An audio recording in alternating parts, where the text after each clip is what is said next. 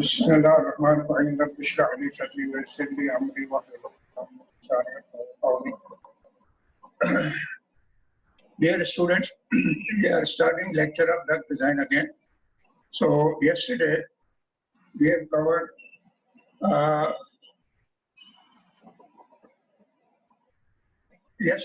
already covered up to 7th slide.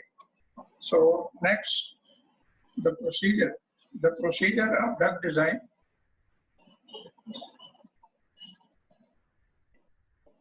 was mentioned, and there are three methods of duct design. One of the methods, two of the methods were discussed yesterday. One was equal friction method, other was velocity method. Whatever method it is, the basic thing is the designer must have duct layout. On the architectural drawings of the building, you must draw to the scale this diagram like this. So here point 1, 2, 3, 4.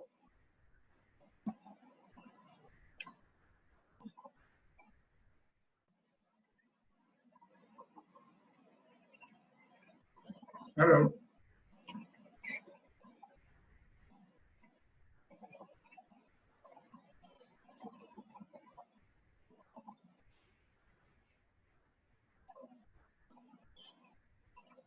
Here the points, you can see here points 1, 2, 3, and 4. 1, 2, 3, 4. These are the rooms, locations. So where air is to be supplied. Beforehand, you must have data about cooling room number 1, 2, 3, 4, 5. So these small circuits show the diffusers, supply air diffusers. So this is supply air duct, and this is the fan. Behind the fan is return air duct. So supply air duct sizing and return air duct sizing is done in a similar manner. So all these backside, behind the fan, before the fan, return air duct is not shown here. Only supply air duct part is shown, but return air duct should also be drawn like this.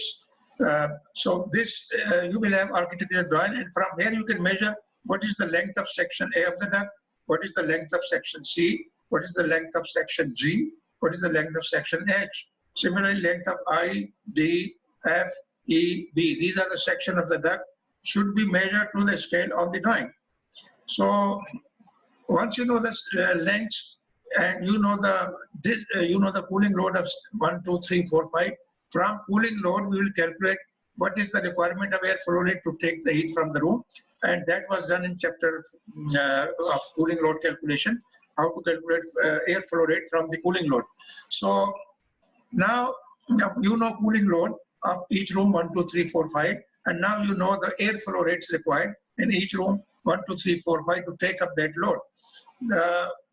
And now the job is duct design. So duct design requires for this drawing and this data. Once you have data in front of you, you will write. For example, in one quadrant here, you write Q dot. Q dot means volume flow rate of air required in this part of the duct, and that is in meter cube per second. And V is the velocity, and phi is the diameter, and delta P is the. So delta P is equal friction method. We have to find out what is the pressure drop per meter of the length of the duct. So length of the duct is measured actual straight length of the duct plus equivalent length. So for example, in this case, C length will be measured like this from this point to this point, and G section G length will be measured from here to here. But what about this elbow? This elbow has some equivalent length of this straight duct.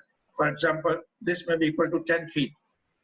That means pressure drop in this bend, this elbow bend, is equal to pressure drop in a 10 foot of straight duct. So adding this equivalent length in this physical length will make actual equivalent length of the duct.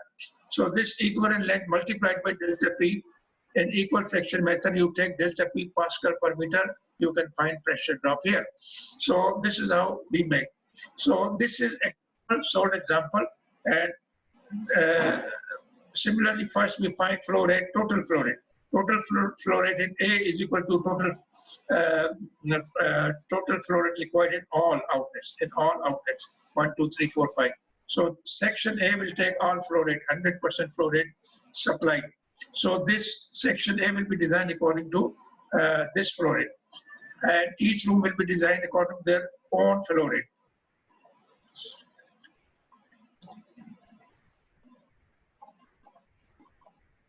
Here, pressure drop in duct is shown in a tabulated form. So A, B is the run. Run is from exit of the fan up to the exit of the room. Discharge from the fan up to the length of the duct from discharge of the main duct. Discharge of the fan or entry point to the main duct up to the exit point into the room. So that is AB. So it has 28 pascals. Section A, C, D, E has 50. This is run A, C, D, E.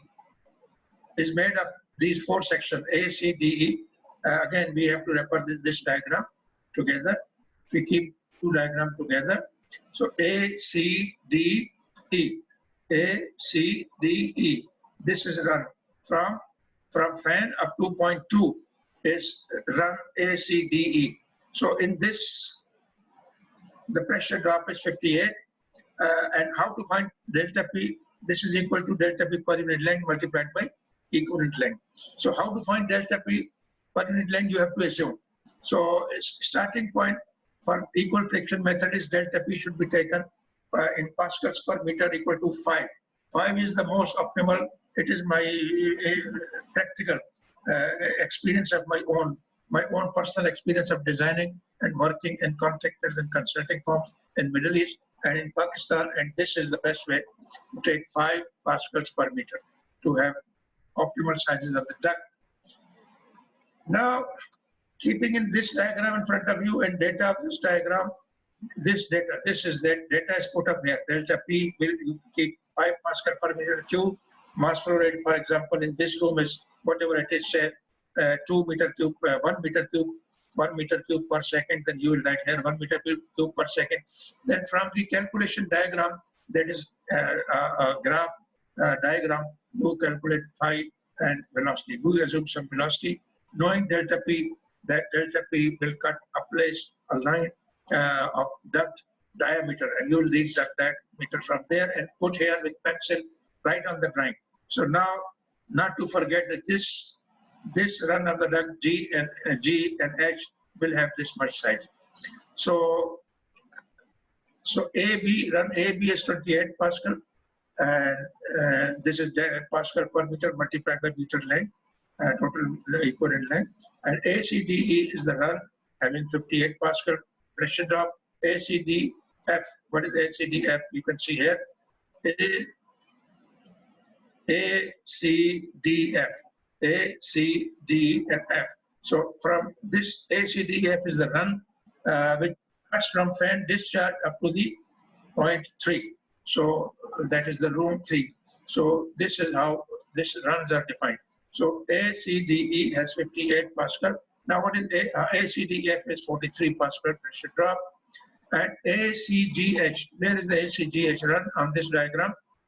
ACGH. So from discharge of the fan, following this path, ACDH and reaching point 4. So this is called another run and written here as ACGH. This is highlighted because this is actually index run or critical run. So this run has maximum pressure drop 92 pascals. That means fan should be selected on this basis, and once fan is supplying this flow rate, this pressure with full flow rate at the fan discharge, that means all other runs will have extra flow rate if we do not control the flow rate of this run, and this run with the help of volume control dampers. Volume control dampers will be set to make possible the flow rate which is required in this run. So that is why what we do is on this diagram we write not only delta P and full flow rate, we write diameter, velocity, these four parameters. Delta P Pascal per meter, phi diameter in millimeter, and V volume velocity of the flow in the duct meter per second, Q dot meter cube per second flow rate. This all data is mentioned on each run and each section of the duct in order to facilitate design of the duct side. So next run is ACGI, and see here, ACGI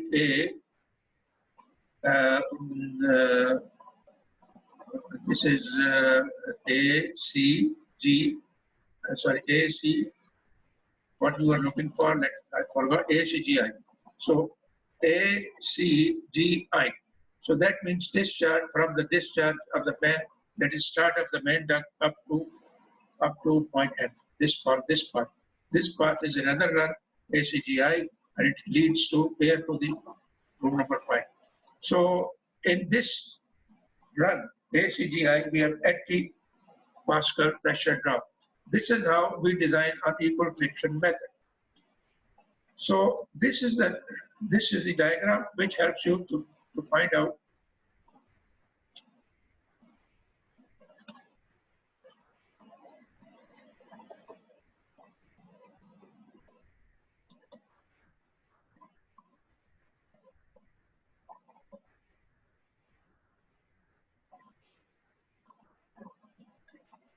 so let me enhance this size.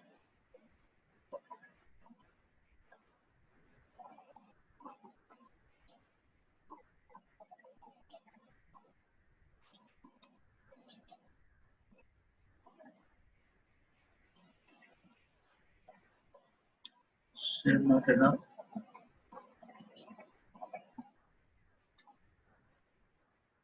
No.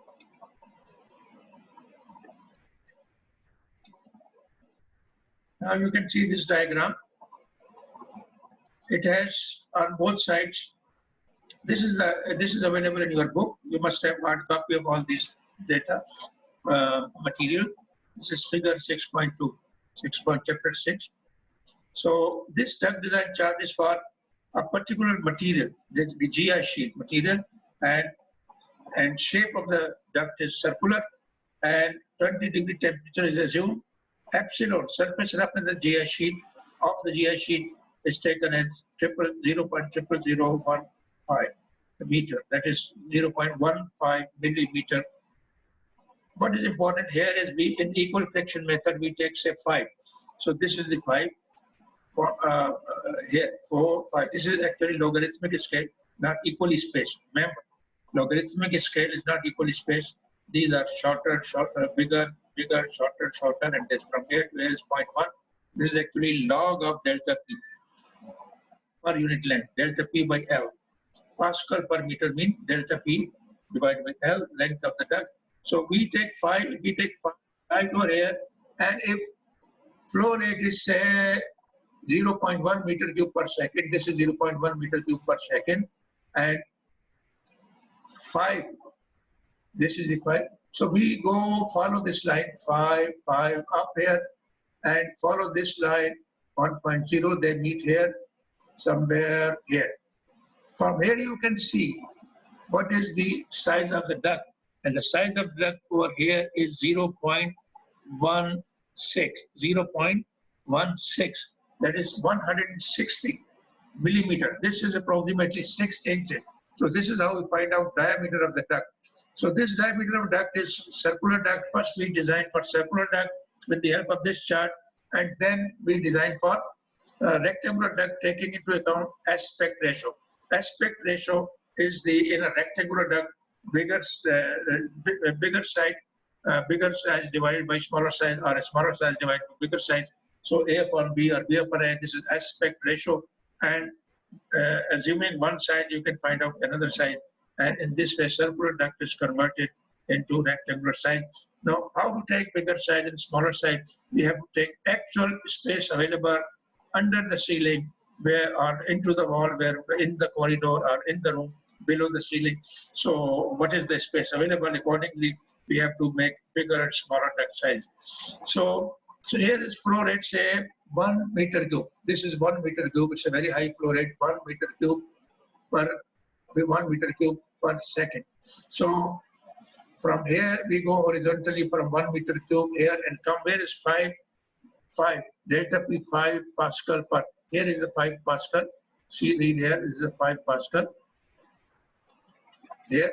So and for one meter flow rate, we will see duct size. Duct size will be this much. So volume flow rate is 1 meter cube, and this is the duct size.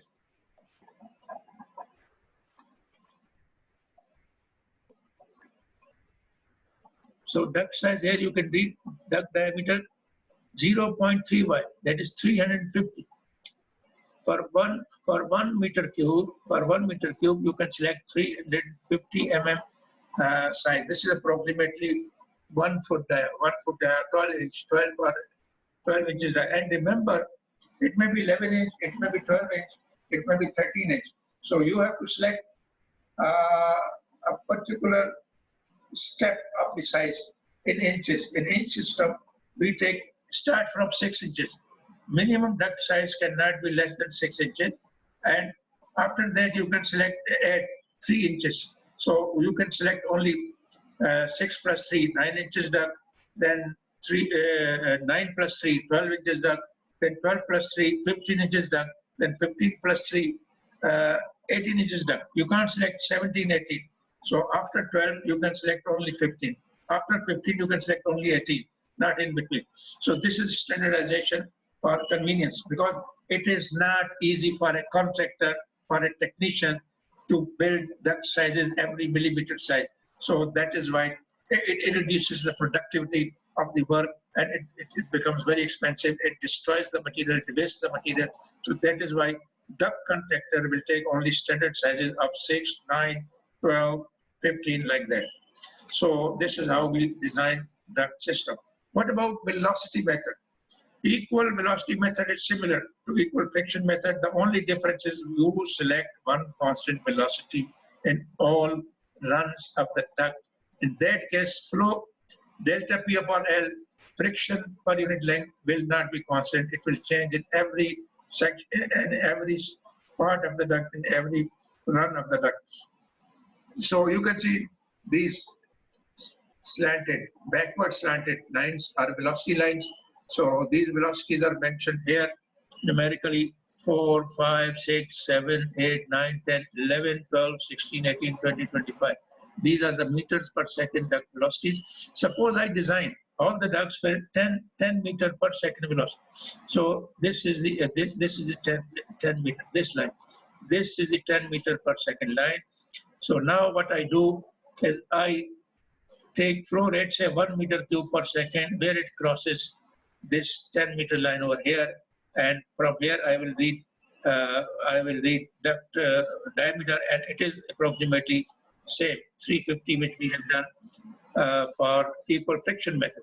Now suppose duct flow rate is 0.1 meter cube per second, then it will cut 10 meter cube velocity right over here,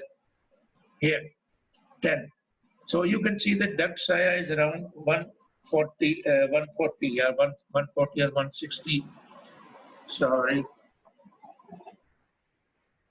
140 or 160 mm. But you can see that here friction per unit length for 1 meter cube flow rate duct was different, somewhere around 4 or 5, and now for 0.1 meter cube friction loss will be very high, 30 Pascal per meter.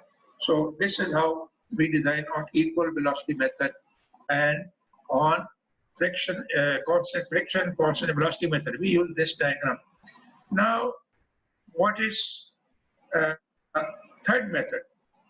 Third method is actually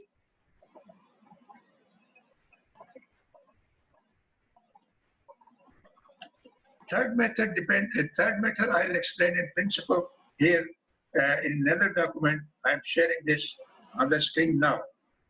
So this is downloaded document from internet, and I'll explain it to you because in our textbook this method is not explained. In some other Indian book or ASHRAE handbook, you can find out detail of this design. So first of all, let me find out their selection hand tool, and that is this one. So now let me go to this document and I'll explain. I will not read it fully. I know what is it, but I will explain it to you right over here. So in this document, classification is mentioned, then velocities are mentioned, which I have already told in my notes. These are mentioned. Look, exactly same diagram which is in Stoker and Jones. This diagram is given here, 1, 2, 3, 4, 5 points. And in similar way, he has taken this example. And velocity method is mentioned here, and then friction method was done. Here, article 38.42, equal friction method is mentioned. Sorry. And after that, velocity method, and this is static Regan method. The principle of here is mentioned. Static Regan method is actually principle of static Regan method. You can see in this diagram. It is very clearly mentioned in this diagram. So let me explain first this diagram. This is principle of static Regan method. So this was main duct, section 1. Let us take this main duct, and after certain distance, it is branched here. One branch goes there, and one branch goes straight. And again, this straight branch is branched again, 2 branches again. So this branch is again branched. This is one sub branch, another sub branch. So let us take these 2 sections, section 1 at the main duct and section 2 at the branch duct, where branch itself is split into 2 branches. So here at point, the principle of static Regan method is whatever static pressure is here, the same static pressure should be before a branch or at the discharge point. So before branch is here and discharge point, you can do another, you can select other method, another option like this, which was mentioned in the diagram, which we have just discussed, this diagram. You see, this is the main duct, and here is the first branch. Here is the first branch.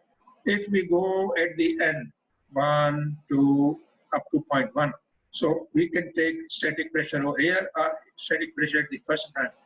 Or if we select this one, A, C, D, E, F, then we can take static pressure over here equal to static pressure over here at the discharge of the main duct. Main duct carries all flow rate. Main duct carries 100% flow rate and volume flow rate. And what is static pressure here? This is the discharge, static pressure at the discharge of the fan or blower. So this static pressure must be equal to 0.1, 2, 3, 4, and 5. So this is the basic principle of the static Regan method design. So let us see this diagram again, where principle of static pressure Regan is mentioned. For convenience only, one portion is shown from 1 to 2, where first branch is started. So PS1 must be equal to PS2. What is PS? PS is the static pressure at 0.1. This is 0.1 and this is 0.2, section 1, section 2. So at these 2 sections, when flow is coming here on the way, it may be very long duct, say 100 meter long, or 50 meter long, or 20 meter long. So friction, because of friction law, static pressure will drop. So what you have to do is do not allow static friction drop. Keep static friction constant equal to static pressure 1. The way the science says that when you keep static pressure constant, you have to increase duct size in order to reduce the friction loss on the way from 1 to 2. So for that, duct size over here must be increased. So this is one of the drawbacks of static Regan method, that at every point on the way to the discharge, I mean, in the direction of the flow, duct size always increases. What happens at the end? Suppose this is the discharge point in the room. So at the end, flow rate may be velocity. Flow velocity will be very, very low, and duct size will be very, very high. But advantage is that you don't need damper here. If you use equal friction method and equal velocity method, you have to provide volume control damper here. That costs money, but duct size also costs money and space. So we have to decide. That is why in commercial building, small commercial building, small residential houses, we don't use static regan method. We use equal friction method because duct sizes are reduced in the direction of flow. So we don't need much space under the ceiling. Only big commercial buildings like restaurants or theaters and things like that, you can use this method because we have a lot of space under the ceiling. So the advantage is you don't need volume control dampers in static regan method. All flow rate in all branches is equally set at the time of design and no need of control. So it is well-balanced system. But volume control damper balancing requires a lot of money itself. You need precise type of instrumentation like velocity meters, flow meters, static pressure meters at each and every section of the duct and each and every outlet of the duct. So in that case, and you need skilled labor, skilled engineer to do this. Unpad aadmi, illiterate person cannot do this. So that is why this is a technical method, technically complicated method, and we follow this for big system, very big commercial buildings. So steps I read from this document, this lecture notes of somebody else. Now this method, the static regan method, is commonly used for high velocity system with long duct runs, especially in large systems. In this method, the static pressure is maintained same before each terminal or branch. The procedure followed is as given below. Number one, velocity in the main duct leaving the fan is selected first. It is very, very complicated. First, you select a velocity, but you don't know the diameter of the duct and you don't know the velocity of the duct. So you don't know the static pressure of the duct at that point. So velocities in each successive run are reduced such that gain in static pressure due to reduction in velocity pressure equals the friction pressure equals this red highlighted in the next duct. This is the basic principle which was shown in the diagram which I have explained to you. Now the static pressure before each terminal or branch is maintained constant, and it is shown in the figure which I have shown to you in state point 1 and 2. Now the velocity at 1 is greater than velocity at 2, such that static pressure is same at point 1 and 2. Then using the static regan factor, R is the static regan factor, that is the ratio of static pressure at one point to the first point, point 2 to point 1. Then PV1 minus PV2, that is velocity pressure at point 1 and velocity pressure at point 2. Velocity pressure is rho v square by 2. Formula for velocity pressure is rho v square by 2. This is called also dynamic pressure also. So this is pressure drop. F means friction. Static pressure difference at point 2, and delta P